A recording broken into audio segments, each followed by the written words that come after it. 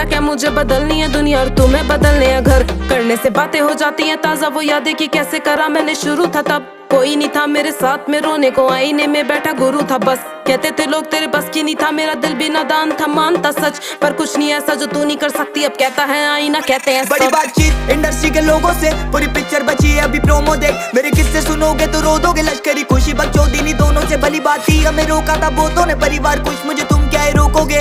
बिस्तर बना देंगे नोटों के अगर मेहनत को पैसों से तोलोगे। संगीत को सब किया समर्पित, लिखे दिल से गाने हैं मेरे अमर गीत। बिगी पाक को सुन गया सफर बीत, मेरी बातें है रोनो मुकलर ग्रीट। मेरी माँ से पूछ